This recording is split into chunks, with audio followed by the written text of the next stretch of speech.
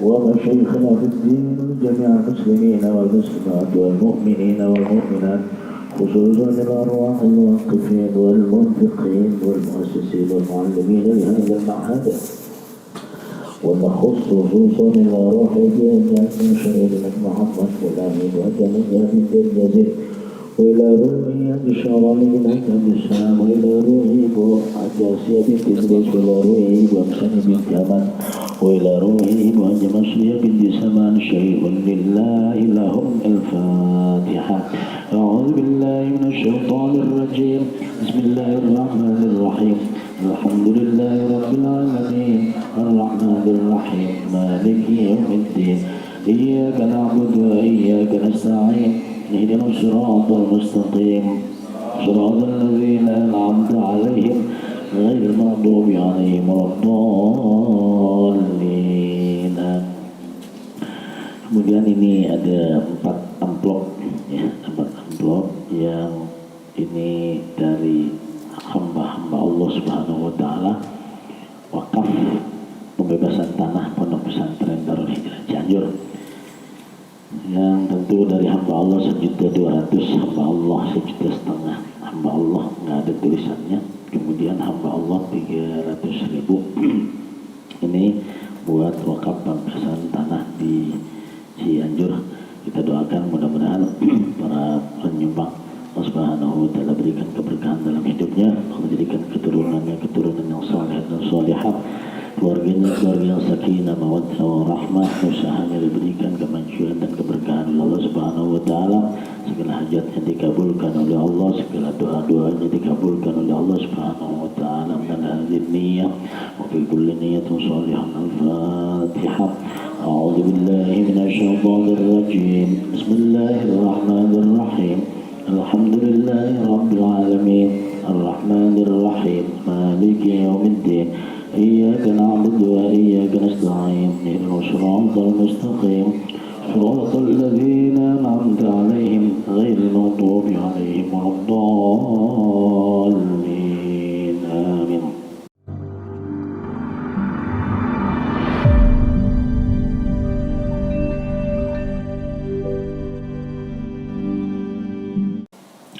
Alhamdulillahi rabbil alamin, wassalatu wassalamu ala asyrafil anbiya'i wal mursalin, sayyidina wa maulana Muhammadin sallallahu alaihi wasallam wa ala alihi wa azwajihi wa dhurriyyatihi wa sahabatihi ajma'in, amma ba'du.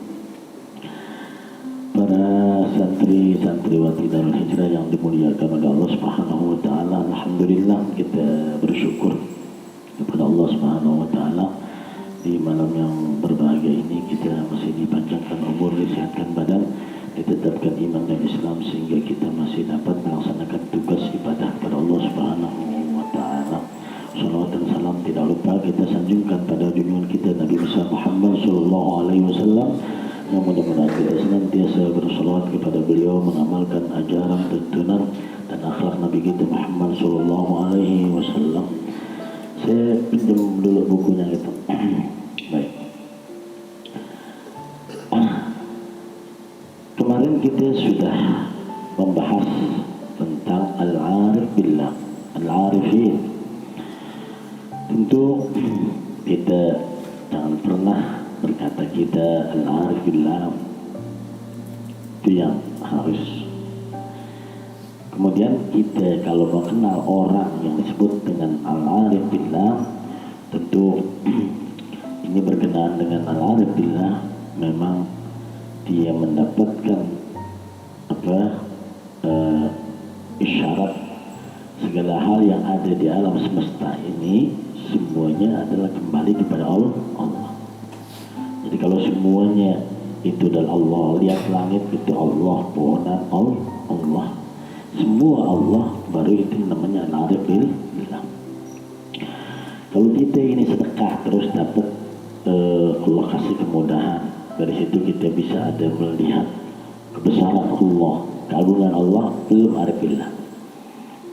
Ketika kita berbuat sesuatu hal yang mungkin salah, kemudian kita mendapatkan teguran dan kita melihat, oh ini sesuatu hal yang di mana saya ada yang salah. Ketika dia melihat begitu dengan adanya isyarat ini, belum arif billah. Kalau arif billah itu adalah nggak pakai isyarat-isyarat itu, semuanya memang sudah kembali kepada Allah Subhanahu wa Ta'ala.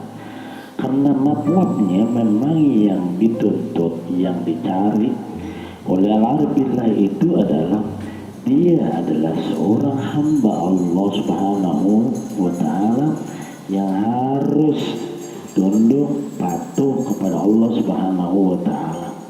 Berarti yang paling penting adalah matlabnya al-arif billah adalah sidqul ubudiyah. Jadi benar-benar kita adalah hamba Allah Subhanahu wa Ta'ala, yang apapun yang terkena kepada kita, apa itu baik, apa itu buruk, adalah kita sebagai hamba Allah yang memang harus diterima. Ketika enak memang kita bersabar, kalau nggak enaknya kita, kalau enaknya bersyukur.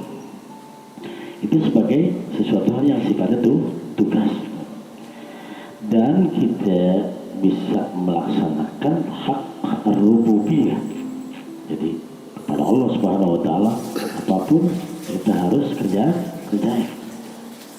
Patokannya adalah ittiba Rasulullah Sallallahu Alaihi Wasallam, ikutin Nabi kita Muhammad Sallallahu Alaihi Wasallam. Nah kemudian lantas kita akan bahas yang selanjutnya. Kita akan, ini syarahnya sudah masuk pada jilid yang ketiga.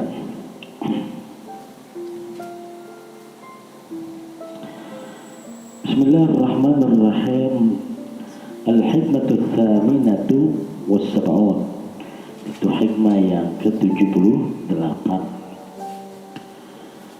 Qabadaka bihaitsu la yubqika ma'al basti wa basataka bihaitsu la yatrukuka ma'al qabdi wa akhrajaka anhuma kay la takuna li syai'in dunahu.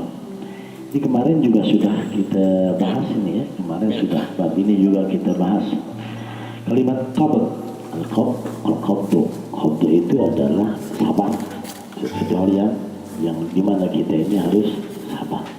Al-basat itu adalah sesuatu hal yang dimana itu ada kelapangan dan keluasan, adalah sesuatu hal yang nilainya adalah syukur. Artinya begini, sifat Allah Subhanahu wa Ta'ala itu terbagi kepada dua bagian besar. Ada yang pertama adalah sifatul jalal, yang kedua adalah sifatul kamal. Sifatul kamal Ar-Rahman, Ar-Rahim, Al-Ghafur, Ar-Razzaq, Asy-Syakur. Itu sifat-sifat itu adalah sifat-sifat keagungan Allah Subhanahu wa Ta'ala. Allah Maha Pengasih, Maha Penyayang, Allah Maha Pemberi, Allah Maha Pemberi rezeki, Allah Maha Pengampun, Allah Maha bersyukur.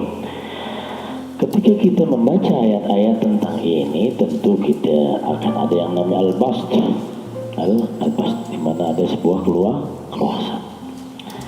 Artinya bahwa ketika kita membaca ayat-ayat yang lainnya yang berkenaan dengan Allah al-mutakabbir, Allah al-muntaqim, Allah al-qawi, Allah al-jabbar, nah itu sifat-sifat itu adalah sifatul jalal, sifat-sifat keagungan dan kebesaran Allah Subhanahu wa Ta'ala. Artinya tidak ada yang bisa menandinginya. Jadi saat itu kita ingin katakan, ketika kita membaca ayat-ayat berkenaan dengan neraka, ayat-ayat tentang Allah menghukum, Allah itu ada di dalam hati kita rasa itu. Maka kadang-kadang kita merasa, ya Allah saya banyak ya Allah kan itu. Ini sebenarnya al-qam, al-bas. Ketika kita begini, kita banyak dosa, kemudian ada Allah Maha Pengampun, kita tenang. Ketika kita susah, kemudian Allah Pemaaf, pemberi rezeki, kita bebas, ada kelapangan. Permasalahannya adalah al-arif billah itu tidak terkait dengan itu, di mana Allah keluarkan dari keduanya, dari al-qabd dengan al-bast. Kalau kita masih ada qabd dengan basatnya, berarti belum al-arif billah. Kendati pun nggak ada kompeten bahasanya sama kita sama aja. Makanya itu yang modelnya kayak begini itu adalah Umar bin Khattab. Umar bin Khattab itu saya mau ditimpain apapun gitu, walau balik. Saya nggak peduli. Sehat sama sakit, saya walau balik. Kalau Umar bin Khattab udah begitu.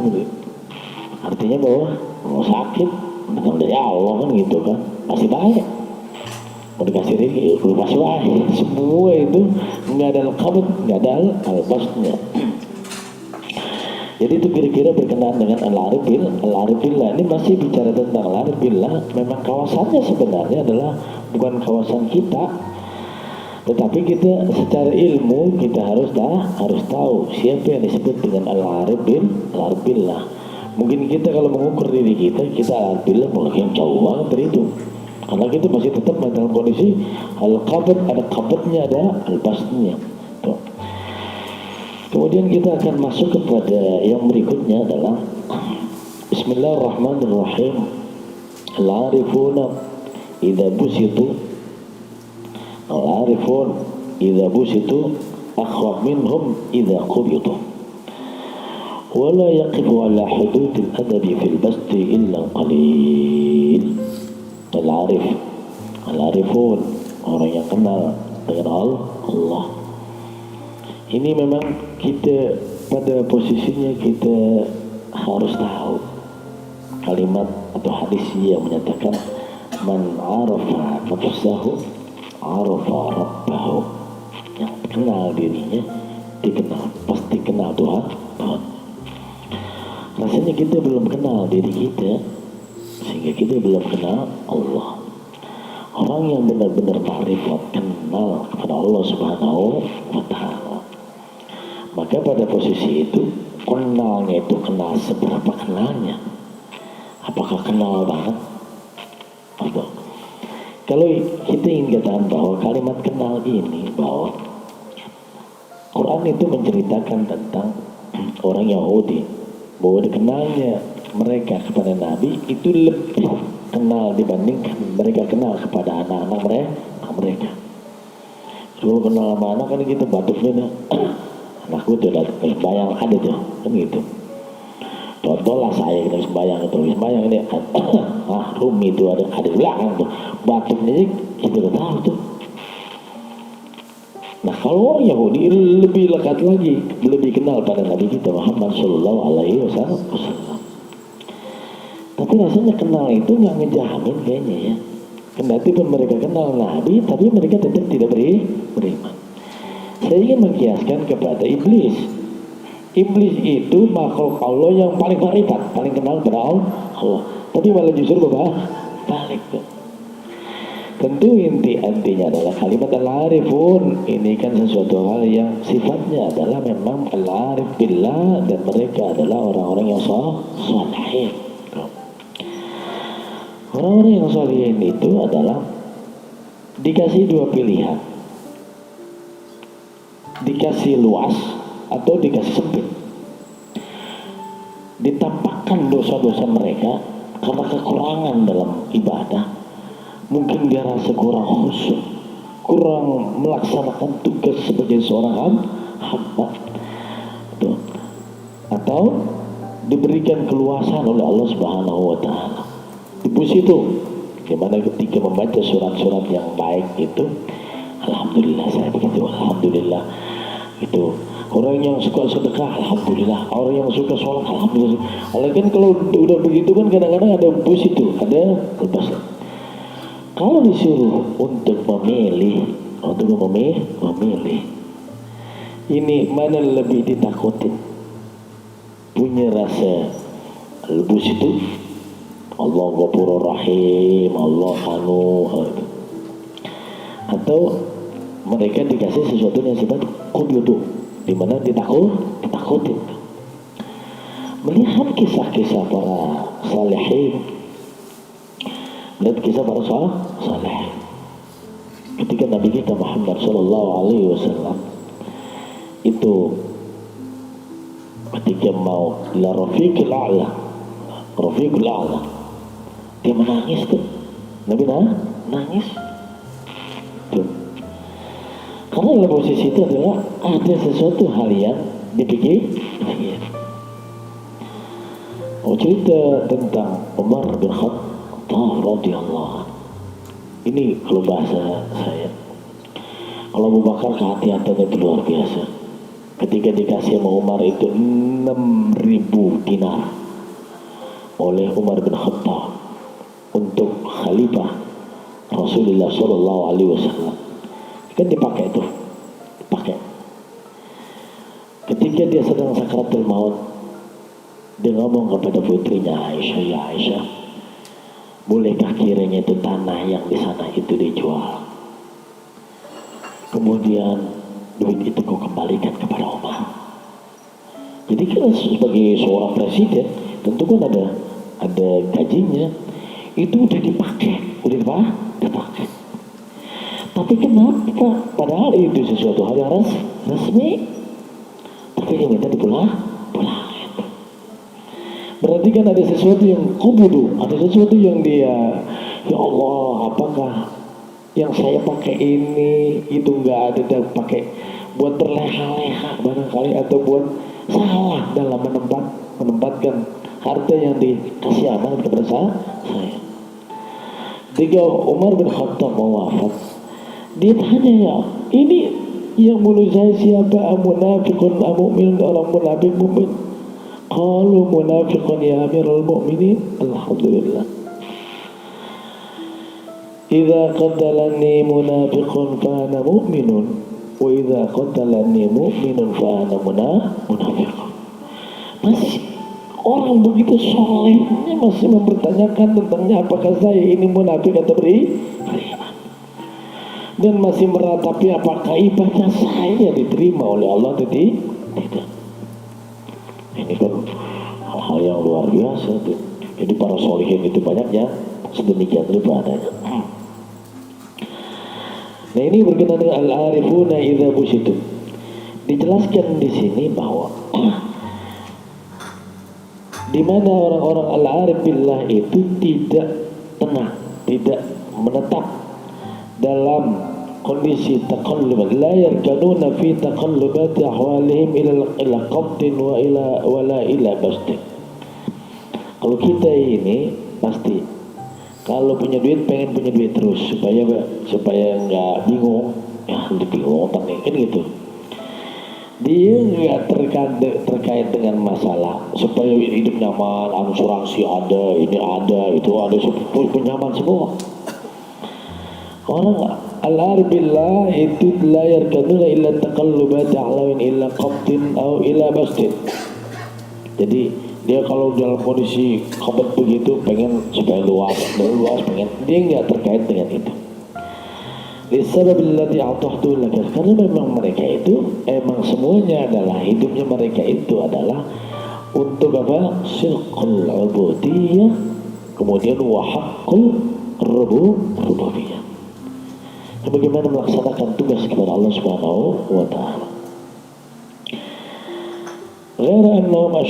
Ghaira annahum, walaupun dikatakan mereka itu tidak terkait keadaan mereka itu. Misalnya kalau kita ini kadang-kadang kalau lagi luas kadang-kadang sering kelupaan kan gitu, sering berleha-leha kan gitu. Ntar kalau lagi susah mulai perlu ibadah, dia enggak terus tetap enggak pakai ganti-ganti keadaan. Kalau singkatnya kecilnya buat kita gitu, besok panas, gua puasa dulu, panas besok kan gitu. Karena kita kadang-kadang kalau lagi begitu mau ngikutin kondisi. Kalau mereka nggak begitu, terus menerus sedemikian rupa adanya. Tetapi karena asyaddu khaufan wa firaran min halatil bast, nggak mau keadaan tidak nyaman. Itamurru bihim min halatil qaddi idh yumkin tamurru bihim hiyal ukhra. Jadi intinya bahwa kalau kita lihat Nabi kita Muhammad Sallallahu Alaihi Wasallam, kalau dia ini ada makan itu satu genggam aja buat Nabi itu udah satu hal yang luar biasa. Kadang-kadang nggak ada makanan. terus jalan. Kalau model kayak gitu kan begitu, aku udah sedekah mulu, hidup masih begini mulu, masih begini, besok aku sedekah lagi lah, aku jadi begini, kan begitu. Karena ada kondisi yang berubah, walaupun gitu udah ibadah, tapi kadang-kadang kita kok begini-begini juga, jadi kita masih nyari al-qabd wal bast.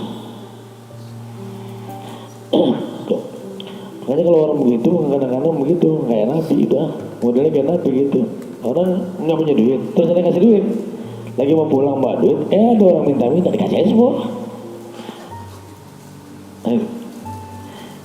Dia nggak punya duit, terus ada yang bagi duit, kan gitu. Terus dia pulang ke rumah, di tengah jalanan ada yang minta dikasih aja. Jadi kayaknya kagak kenal Allah benar. Allah tidak akan menyanyiakan dia. Allah juga nggak akan mencelakakan dia. Nah, ini berkenaan dengan kondisi halatul basar dengan, cuman kalau dibandingkan dengan halatul basar dengan al-qabd, mereka lebih takut daripada kondisi lagi apa? Laginya apa? Dzalika li'anna halatul basar tatanasab ma'a hududin nafsi. Karena kalau dalam kondisi lapang lagi, kondisi enak, itu sesuai dengan jiwa nafsu kita. Ya kan? Kalau sesuai dengan nafsu kita semuanya enak tuh. Punya anak, alhamdulillah pada taat semua. Bini sesuai dengan apa isi garis kita. Tuh, kan begitu. Makanya ada wali, bininya bono. Bini bono begini, anaknya bono begini, itu saja. Yang lebih ini enak ini semua juga ya, udah gitu. Kondisi usaha ada, ini ada, itu hati pasang itu.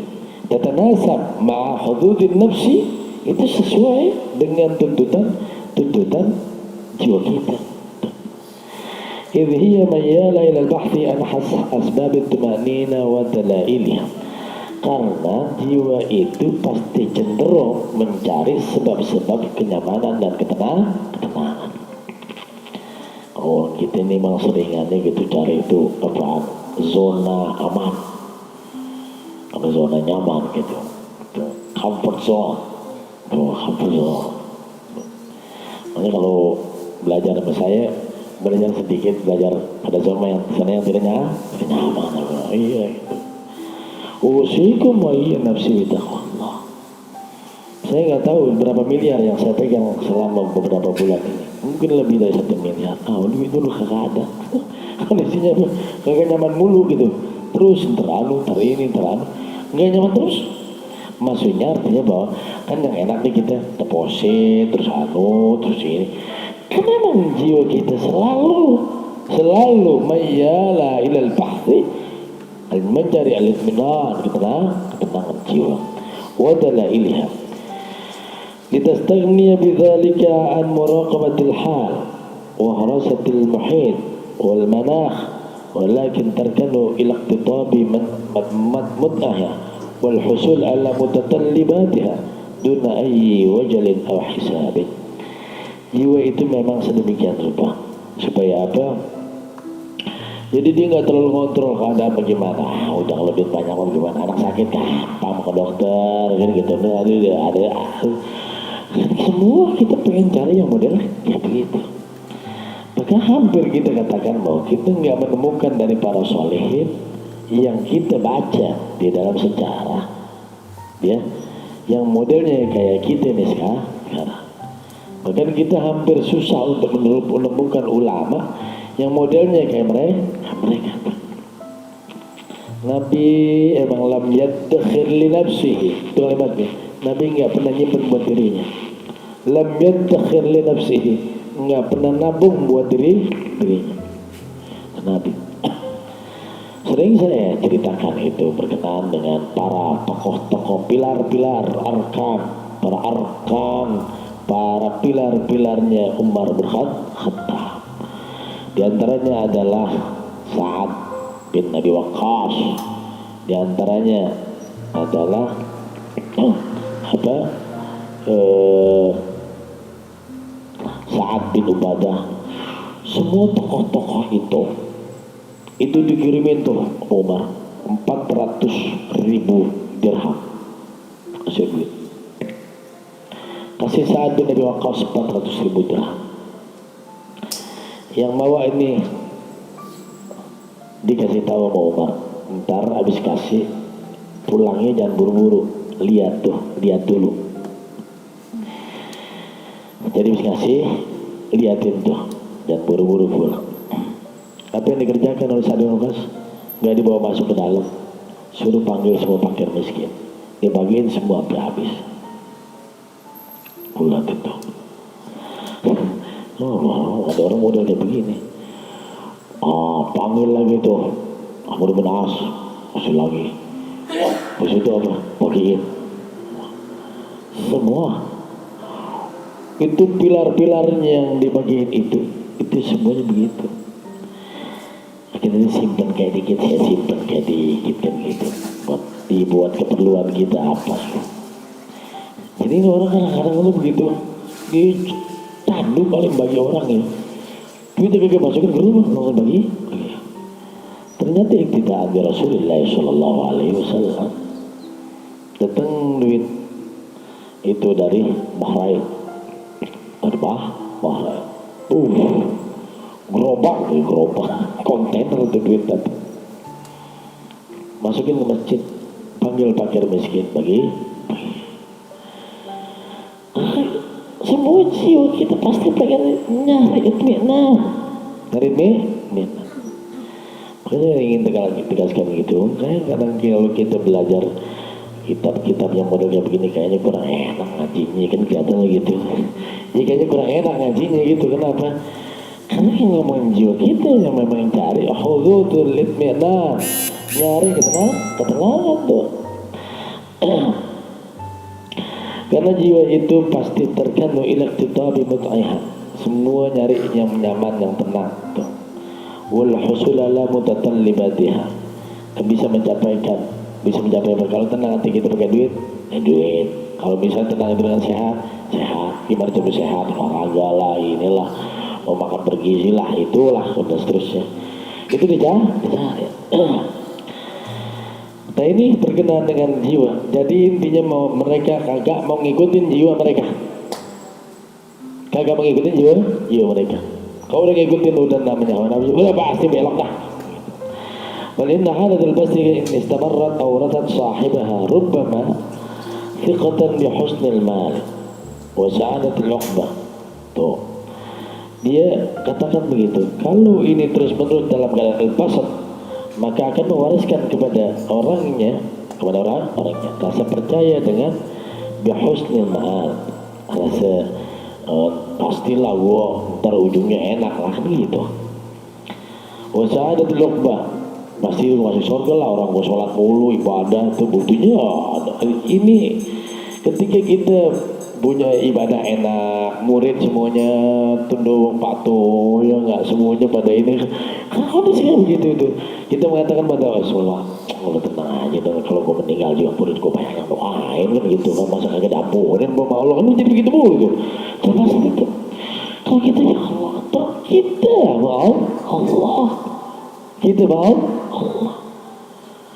Maka saya kena usukum wa iya nafsi bitaqwallah. Dan ini juga saya nasihatin kepada adik-adik saya semuanya gitu. Kita mau bakti sama orang tuh, jangan lihat yang lain lalu diri kita sendiri berapa yang bisa kita kerja, terserah. Nilai kebaktian kita kepada orang tuh, kenapa harus ngeliat yang lain? Kalau masih segitu lagi, kemampuan kita seberapa itu yang harus kita keluar. Kan yang paling penting kita di hadapan Allah, bukan di hadapan orang.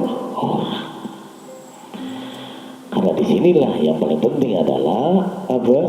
Hakkur rububiyah. Nah ini yang ditakutin tuh. Kenapa dia lebih takut tuh kepada kondisi al-fasad? Kalau terus menerus, maka nanti ada rasa percaya di mana nanti dia husnul ma'al, dia udah pasti masuk surga. Tuh. Wa sa'adatul uqbah, nanti juga di akhirat udah pasti bahagia. Wa min syarri dzalika yab'atsu 'ala at-takasul min nuhur bi'azaim at-ta'at. Kalau udah begitu akan muncul bangkit rasa malas untuk ibadah dan taat kepada Allah Subhanahu wa taala. Iya. Kita akan begitu. Contohlah kalau saya ngajar nih, terus kemudian lantas alhamdulillah murid-murid pada pinter, pada bisa ngajar. Lah gua nggak ngajar juga. Ini murid gua aja dari situ aja udah ngalir, pahalanya banyak kan gitu. Karena kan orang udah bangun 10 masjidnya itu juga setiap orang yang ibadah situ. Ini 1000 orang 1000 orang Jumat lah, pahalanya banyak banget buat gua kan gitu kan. Hal yang seperti kayak begini membangkitkan rasa malas untuk taat kepada Allah Subhanahu wa taala. Semakin kemarin malas, semakin kemarin juga malas. Coba bayangin itu, apakah ini cukup buat modal kita di akhirat, ya Allah, ini dan seterusnya. Nah ini yang harus selalu ada di dalam jiwa kita. Karena inilah jiwanya al-arif billah. Dia nunggu, memang harus dikejar. Udah dijalanin tuh. Wala yaqifu ala hududil adabi fil bastin illa al-qalil. Tidak mengetahui batasan adab di dalam keluasan itu kecuali sedikit. Kan intinya bahwa memang berkenaan dengan ini, kita kalau dalam kondisi punya, kadang orang mau bagi semua. Ini adabnya sampai mana sih? Nggak ada yang tahu batasannya kecuali sedikit orang. Maka dalam posisi ini intinya bahwa kita yang paling penting adalah harus ngebangun di dalam diri kita rasa takut kepada Allah Subhanahu wa taala. Karena sedikit saja kesalahan kita, bisa saja kesalahan itu memasukkan kita ke dalam neraka. Jangan pernah kalau ada orang banding-bandingin lah, iya kalau kita baca Quran pahalanya banyak kan gitu kan. Lagu juga buat dosa sehari juga sedikit. Paling kalau tahu lah kalau dibanding-bandingin banyakan pahala lah kan gitu. Nanti kalau ditimbang udah pasti menang kebaikan lah. Orang gua ngaji mulu, baca Quran mulu. Ini kan kalau model kayak begitu. Tapi orang-orang yang lari bila selalu menuduh dirinya, dia kurang, ya Allah, apa salat saya diterima, ya Allah. Seperti itu yang disebut dengan al-arif billah. Tentu ini udah cukup untuk penjelasan secara dasar. Kita akan jelaskan lagi nanti pada pertemuan berikutnya. Yang terpenting adalah kita semuanya berupaya untuk bisa mencapai derajat yang lebih tinggi. Demikian, terima kasih. Hadanallahu iyyakum ajmain. Mudah-mudahan apa yang dikaji ini bisa memberikan manfaat buat kita sama-sama. Amin ya rabbal alamin. Ya Rabbana tarafna wa annana asrafna ala ladha ashrafna fatub alaina taghfir li kulli hawma واستر لنا العورات وآمن الروعات واغفر لوالدينا ربي والآل والإخوان وسائر الخلان وكل ذي أو جيرة أو صحبة والمسلمين أجمع آمين ربي أسمع قبلا وجودا منا لا باكتساب بالمصطفى الرسول نعضى بكل سول صلى عليه عبد الحج وآله وصحبه عدادة والحمد لله في البدء والثناء سبحانك اللهم وبحمدك أشهد أن لا إله إلا أنت أستغفرك وأتوب إليك وصلى الله على سيدنا محمد النبي الأمي وعلى آله وصحبه وسلم والحمد لله رب العالمين. Kurang lebihnya mohon maaf. Wassalamualaikum warahmatullahi wabarakatuh.